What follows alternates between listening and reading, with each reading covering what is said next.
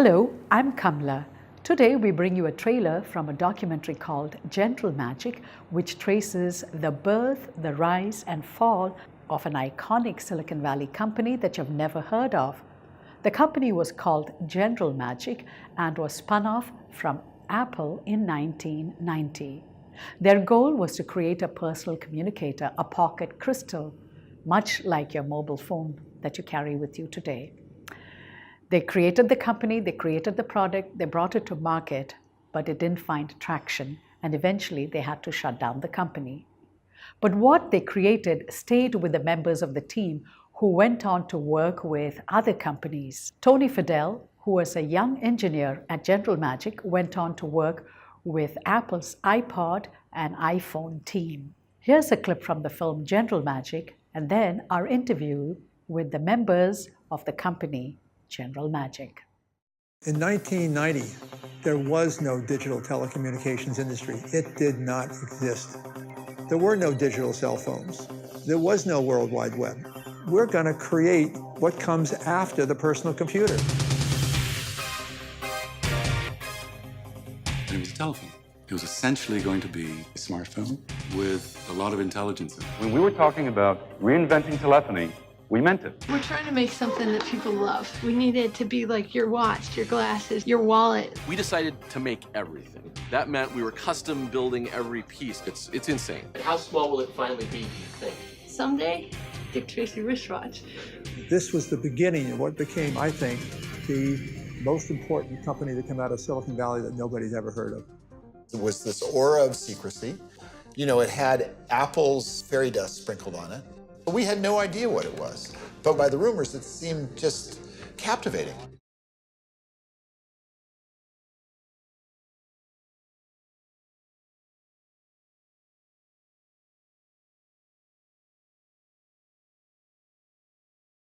My guest today is Hertzfeld. His name may ring a bell or may not ring a bell, but his products definitely will ring a bell. Nest, iPhone, iPod, and then he worked with a company that created or was going to create the first magical device, and that company was called General Magic. Welcome.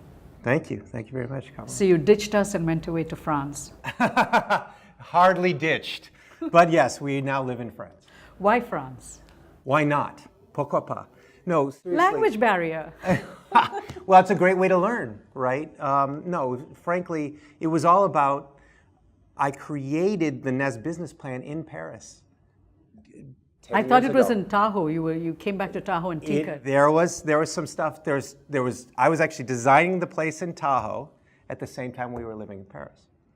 And so through that, that's where I created the business plan in Paris, came back here to create Nest. And then after we sold it and everything was done, my wife said, let's move back to Paris. I said, why not?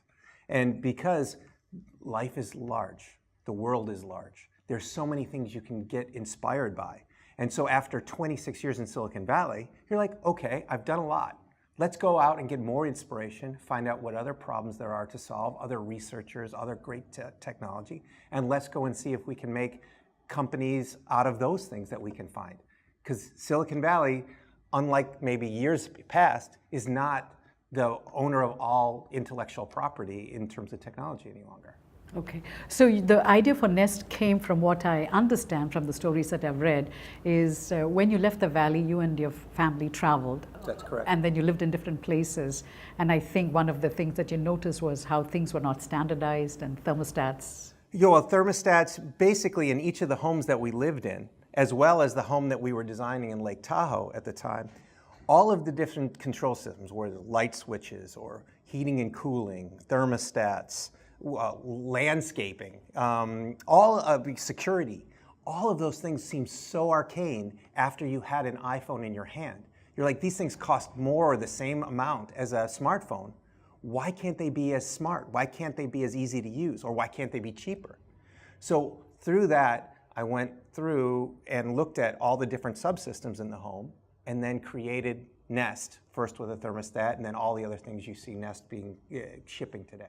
So that comes from the point that you made that when you travel, you see the world and you get a very different perspective compared to Silicon Valley. Absolutely. Silicon Valley has its perspective and it's a great one. But there's all kinds of other ones. And we need to learn how to bring technology to people all around the world, not just the Silicon Valley version, but ones that might be addressing needs of those local regions. And the only way to do that is by getting there and seeing those problems, talking to those people, and learning from them, and seeing if you can help. So let's go back to your childhood. You grew up in Michigan? I grew up sometime in Michigan. I went to 12 schools in 15 years. Why? My dad worked for a company called Levi Strauss, if you know, jeans. Oh, so there was Silicon Valley, a San Francisco much before you came here? Exactly, but that was my dad and his work. For me, It doesn't matter. born in Detroit and then moved all around the States, lived in Texas, New York, all around as we moved with his work. And through that, I got to learn about all kinds of different people and, in different cultures and ways of being. Very different to be playing football in Texas versus playing football in the state of Michigan, right? Very different things. Same game, total different way of thinking about it. In what way? Well, it was like a mini professional team in Texas, right? We were given our uniforms. They would clean them. Not our parents. They would clean them. We would have Friday Night Lights, if you know the show. We would have 200-person drill teams, and then a marching band of 500 people on an AstroTurf 15,000-person stadium. Like in Michigan, it was a few people in a concessions and a little football field. It was a family affair. It was a family affair. This was literally the whole town came out. So you had a whole different way of looking at the same game in two different parts of the same country speaking the same language. So through my travels in living in New York, Texas, where have you, get to learn about how people live differently, right? And that started the travel bug for me, and then ultimately, now while we're in Paris. But your family itself was diverse. Our family is diverse, in a way. Midwest. My dad was born in Ohio. My mom in Michigan. He Lebanese. My mom was Polish-Russian. So you had kielbasa and you had hummus. Exactly, exactement. No, if you think about it. Not the French. Exactement. So on Christmas Eve, it was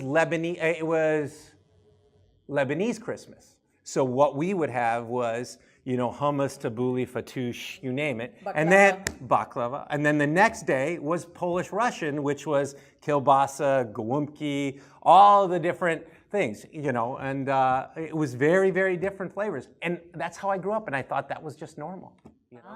Okay. So, and then you discovered that's not normal. Then I discovered later that was not normal, yes. For a US kid. So, when you were growing up, your grandfather played an influential role in your tinkering ways that got you interested in looking at things, breaking down hardware, I guess, or working with hardware. Was this your paternal or maternal grandfather? This was my maternal grandfather. He was an educator, and he was also a superintendent in the Detroit school system, Hamtramck school system. So he grew up educating kids, right? But his passion was fixing things, building things, because his father was a woodworker. He was very thrifty. Remember, this was the time of the Depression. You had to do everything yourself. So he learned those skills, he saved everything, and then he would just be like, hey, come on over here, we're gonna go fix this house. Come on over here, we're gonna go and make this garden, or fix this lawnmower, or build this bike. And so I grew up the times when I was with him, and my brother as well, when we were in the Detroit area, then working with him in the garage, doing different things. He also had a bowling alley. So we would go around the bowling alley and fix things in the bowling alley, or fix the pinball machine in the bowling alley, or what have you. So it was always about picking up a tool and building something or fixing something. Because my grandfather always said to me, he said, look, everything you see around here in the world was created by humans. People did this. If they can create it, you can fix it, and you can create your own. So don't be scared. Just pick up the tools and have at it. And that's how it all started. Then how did the interest in computer science come about? So that was definitely a left turn. My grandfather never wrote an email. He never had a computer. He didn't, even to the day he died, which was in the early 2000s. Never did that stuff. Really? Yes, never did that stuff. But I think the most he had was an answering machine at home, like that, and a TV. No iPhone? Oh, no. No, the iPhone hadn't even shipped yet. Oh, yes. It hadn't even shipped yet. So there was something that was really intriguing to me, which was this Apple II. And I was like, I don't know what it is. I hear about it. I'm reading about it. It looks cool. I don't know what it is, but I want that. And my grandfather didn't know what that meant. He didn't know what it was, but he said, this looks like a tool. Just like he would get new hammers or new kinds of drills, like electric cordless drills, and he was like, that's a new type of tool. And he saw it in his terms, and he's like, okay, you want that tool? You work through the summer, and I'll match whatever you make so you can buy that tool. And so I was a caddy all summer, and I caddied my way up and down in Michigan, and he matched those funds, and ultimately that's, I got an Apple II. What year? It was 1980. Okay. 1980, and before that, I took my first computer course in summer school, which was bubble cards. So we actually had pencils, and I put a card and I put it in. We had no monitor; it was just paper to a mainframe somewhere along the way, and I would put in my stack of cards and program it away, and that's where it all started. So between those two things. So because you got your Apple II, you fell in love with the Apple product. You knew all the software magicians like Bill Atkinson. I knew Andy of Hertzfeld. them. I knew of them. Of them. And then you make this audacious move. You decide to come to Silicon Valley and join General Magic because you had read somewhere that these people had founded this company. That's correct. What year was this? So I had learned about General Magic, I believe, in 1990, right when it first was being conceptualized. So for 10 years you had an Apple product? At least 10 years. Yeah, 10 years I had an Apple product, correct. And I had an Apple startup too. I had a couple startups along the way.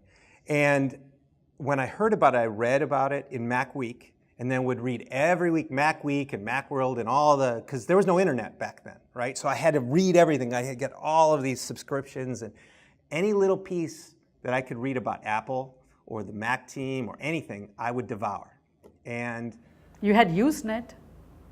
No, we didn't have, we had, the best thing we had was Apple Link, if you remember way back when. No, I was not an Apple user. Yeah, there was Apple Link. This was it was kind of like the AOL of Apple back in the day, and that was in like 89, 90, with a modem, dial-up modem. Yes, 9.6, 14.4. I started out with 300 baud. What about you? I forget. I think the first one was a VAX computer in the grad school. Sure, exactly. Yeah. So those were the kind of things that influenced me, and I was reading about. And then when I heard there's this small team that was doing something totally secret, they didn't know much about it, I was like, oh my God, that's the Mac team. I gotta go find out what's going on there. And so through my travels here, because I had a startup company in college. In your dorm room? In my dorm room with my professor. Oh. And I would be traveling back and forth to Scotts Valley right here. Yes. And so I'd go back and forth to Why? Scotts Valley. Why? Because there was an educational software publisher there called Wings for Learning. Okay. And so we had a company called Constructive Instruments, and we were creating multimedia software for kids to be able to put text and graphics and all this stuff next to, and sounds and animations inside of their reports. This was novel stuff back in 1989, right? Multimedia was the thing.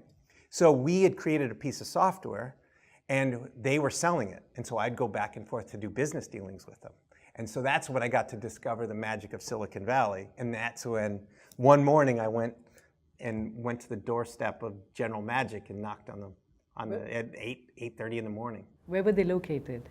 At that time, they were on Castro Street in downtown Mountain View. Which used to be quite rundown. Quite rundown, yeah, very different than it is today. It still had tons of restaurants then, but it was very rundown, and actually it's the tallest building, it still is the tallest building, on Castro Street. Yes, opposite Kaiser, right now there's a Kaiser. Yeah, well, that wasn't there back then. But literally inside that building, there was almost no one there, and they had dogs running through the building doing security. Oh, okay. It was that kind of desolate there. So, but they were up in some floor, and I went and knocked on the door, and it was not a pleasant experience for my first time. Why? I showed up at, I think it was 8:30 or 9 in the morning. There were only 2 people there, and they had been there all night. No one else was there yet. And I just came in, and I had my tie and my jacket on, and Midwestern kid. And I go, hey, here's my resume. I would really love to work here. And the two zoned out, and I think it was Phil Goldman at the time. Maybe it was Dan Winkler. They both looked at me like, we're not hiring. And they just took this thing, and I just tailed it between my legs and left. But then over a course of 5 or 6 months since that, I kept trying to find another way in to get recognized. So where did you learn this art of persistence and kind of hounding the HR person? Hounding? That was always my,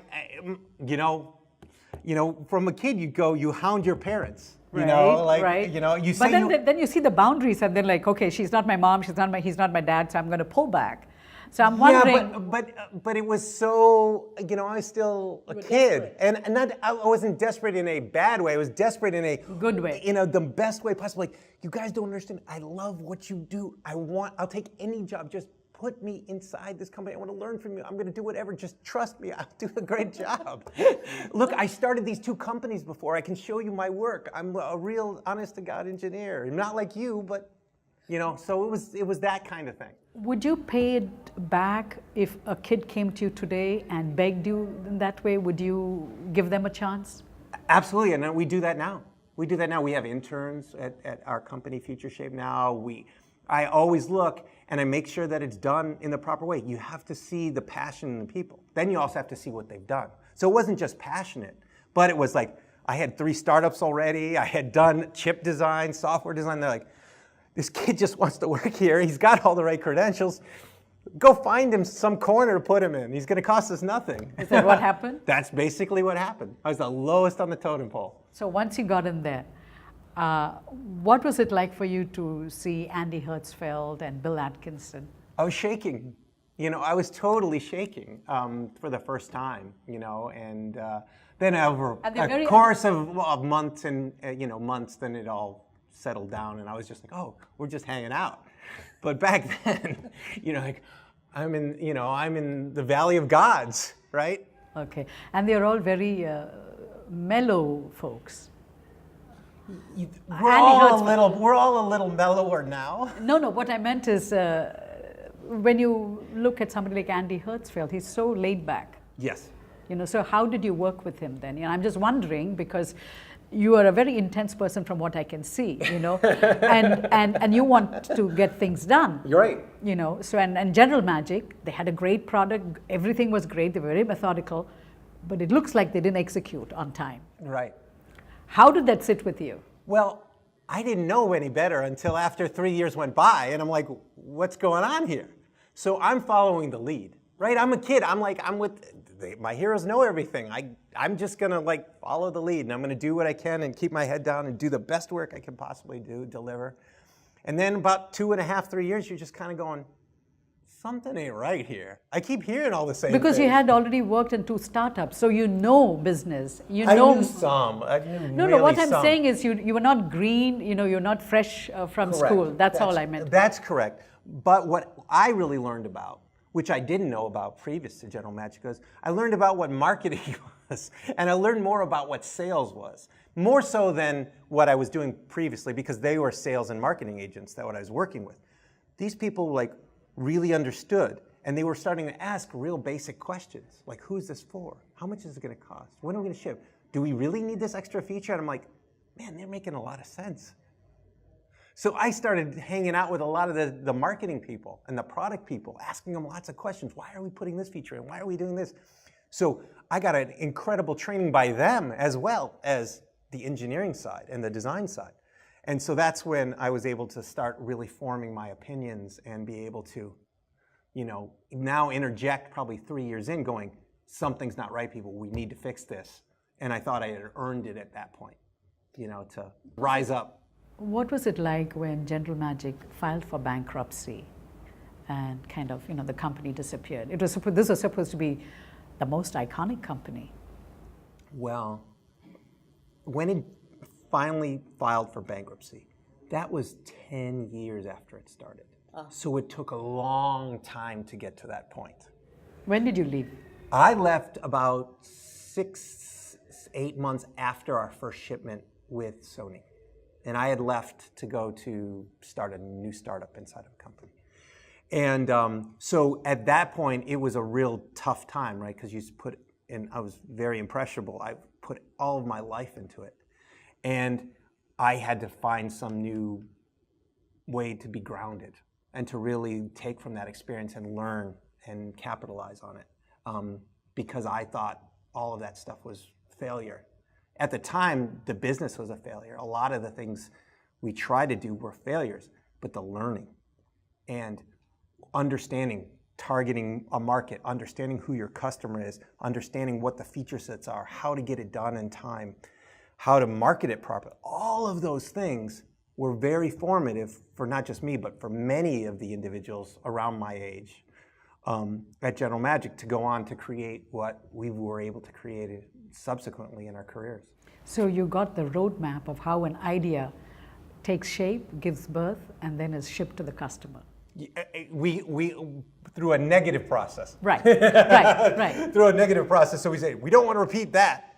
So then let's get more in tune with that and hone those skills over the next So when the baby is born, you know what features the baby has to have. Yeah, you know well before it's conceived. When it's at conception, we know what it needs to have. Not at birth. Oh, what does it do? Right. So how do you look at failure today? If we have to look at failure depending on your age, okay? There's failing in school and there's failing in life. If you're failing in school, we're taught that's bad. It's horrible. You need to get A's. You need to.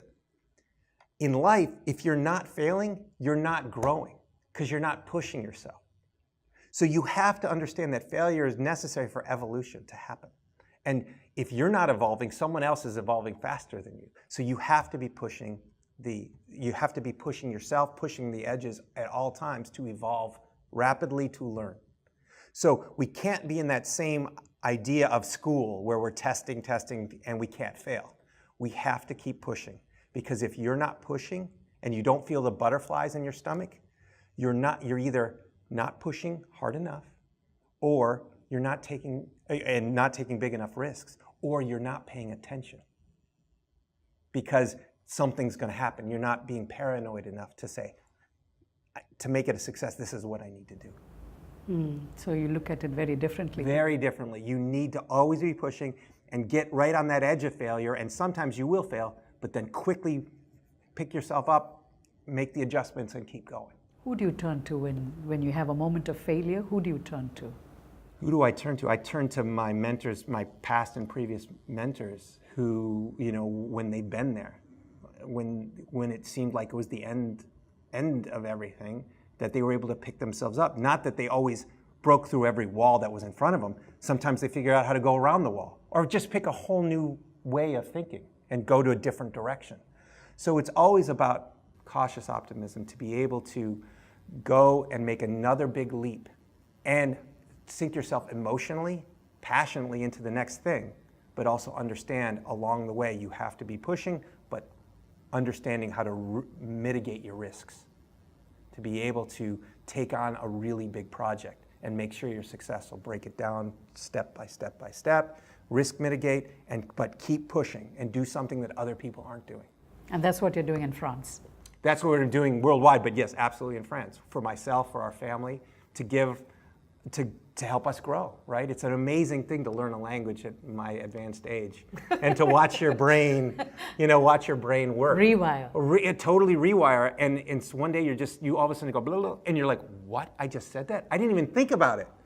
And then to watch your kids do it, and then learn about a whole different society and how it thinks and how it works, it's absolutely fascinating. It's really, really stunning, and I cherish it every day.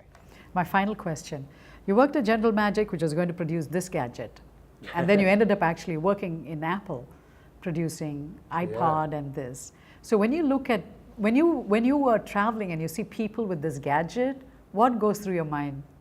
What goes through my mind is, I can't believe that we were able to change the world the way we did, two times really, in a major way. But then at the same time, so you kind of pat yourself on the back really quickly, but it takes a team. It's not yourself, but it takes a team.